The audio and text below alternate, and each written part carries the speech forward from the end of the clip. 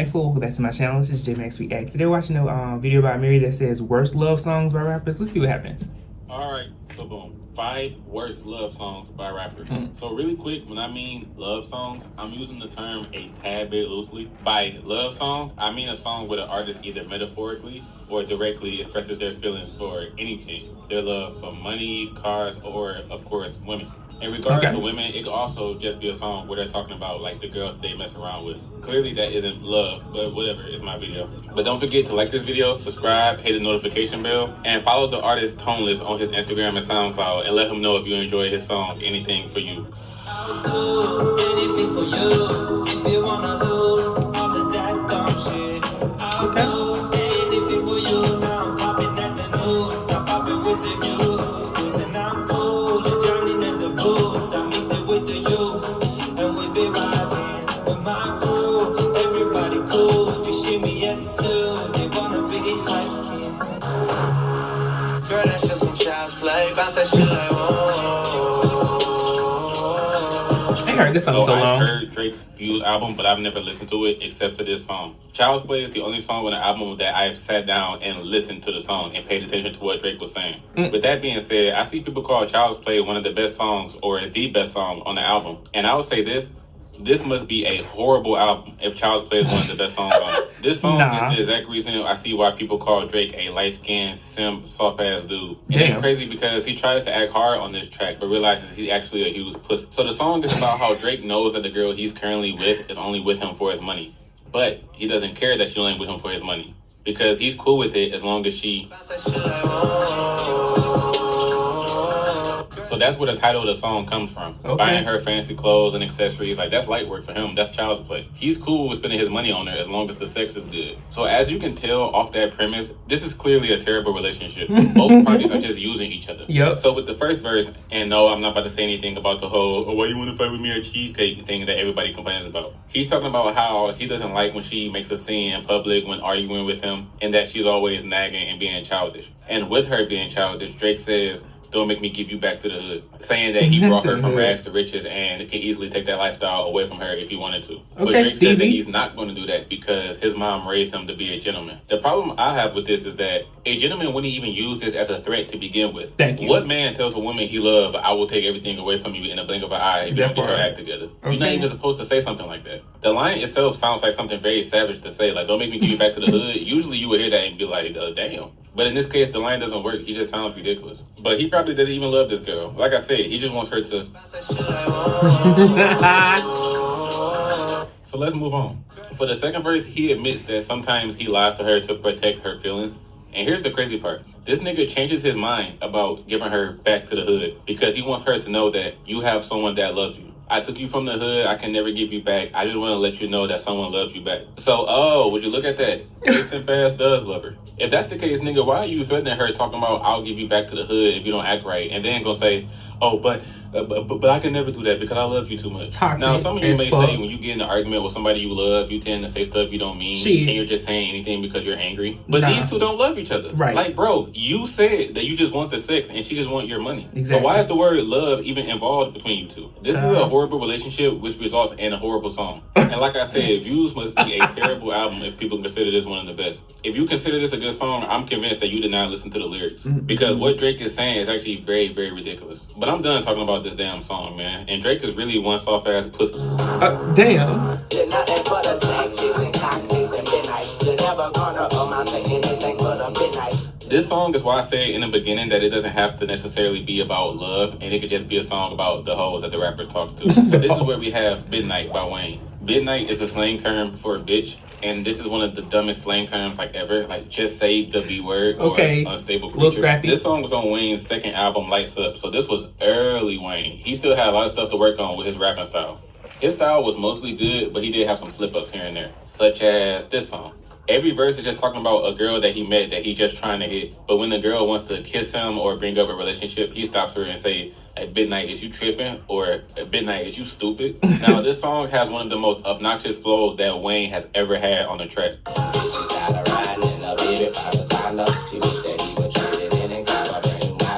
In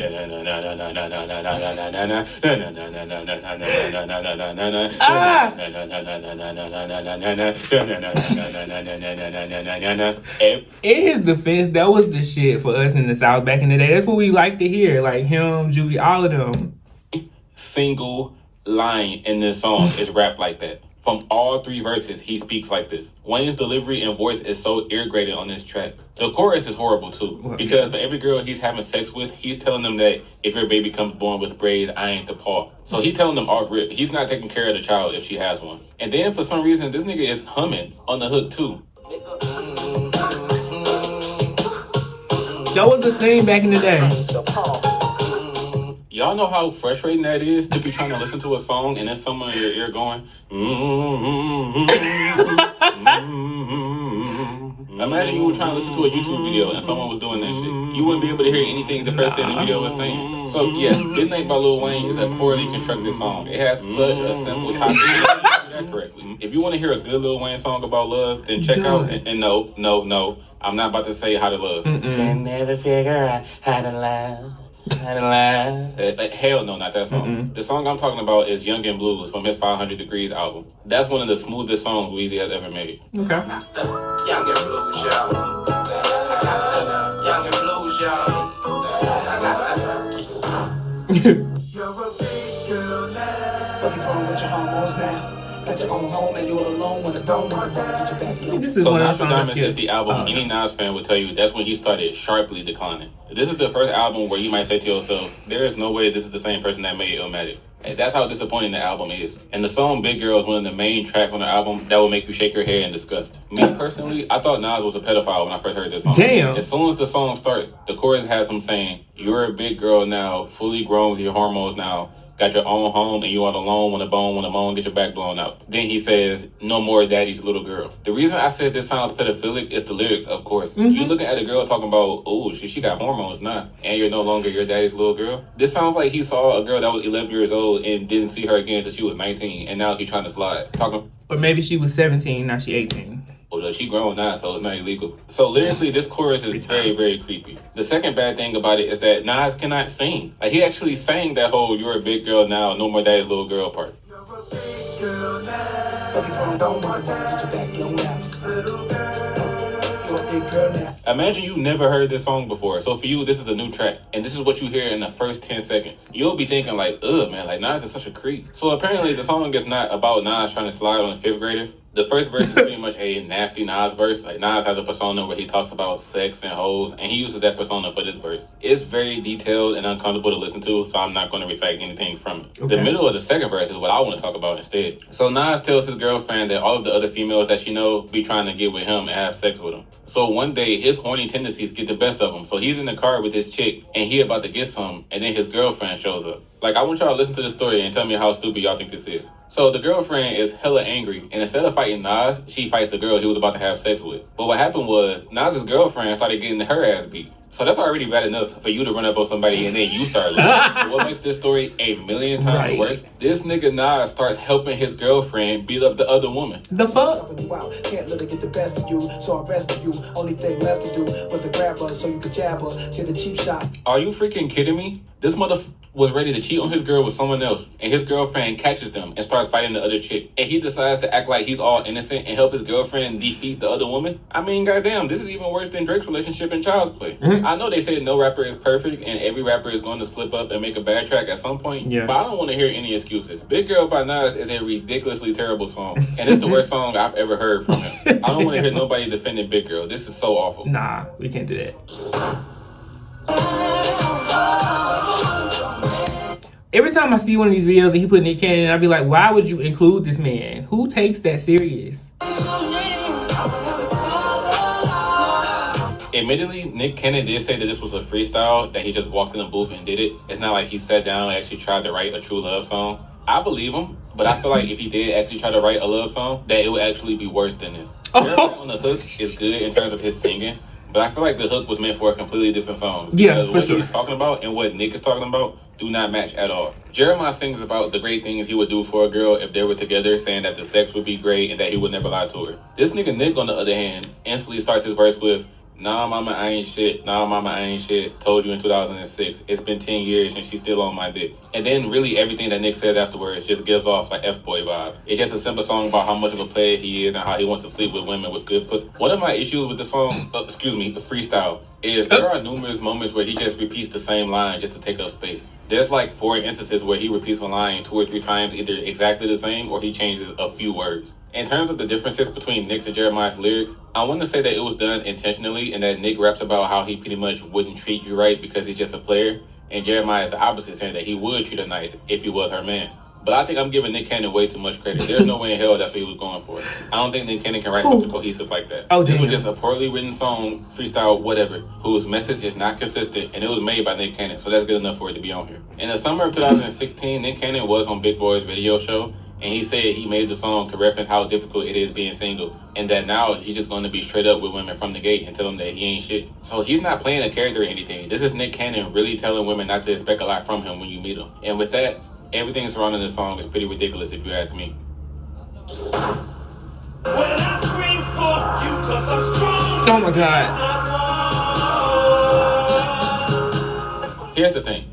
I don't have a problem with Eminem singing because there are times where even though his singing is awful, I still enjoy it. This is not one of those songs. So, as usual, another song that most people speculate is about M's ex-wife Kim, even though the lyrics are pretty vague on who it's about. But since it's supposedly about Kim, I'm glad that Eminem sang it himself instead of getting somebody else to do it because it makes it more personal to him. Very similar to the song You're Never Over It. It's a great track about his friend Proof, the line that he tried to sing on his own. But these songs did not have to be this damn bad. Living without you, thinking about you. Stronger Than I Was is no different. The singer on the song is so whiny and it sounds like Eminem trying way too hard to sing his heart out. I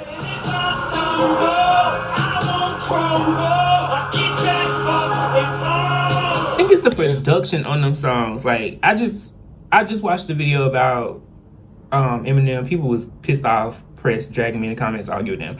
But in this instance, I think if these were on rock beats and his vocals was on like that, it would probably work out better than it being this slow melodic whatever it was he was going for. Not a single moment on this song where his singing is good. Every time he tries to raise his vocal pitch, it makes you want to turn off the track. It sounds like he's trying to be emotional and passionate, but instead of adding a positive factor to a song, it just completely ruins it, and it's disgusting. There are a lot of people that will tell you Marshall Mathers LP2 is an underrated album and is very slept on, and I agree with that. But just a warning, when we Eminem fans say that, we're not talking about Stronger Than I Was. You can completely skip this song. Well, damn.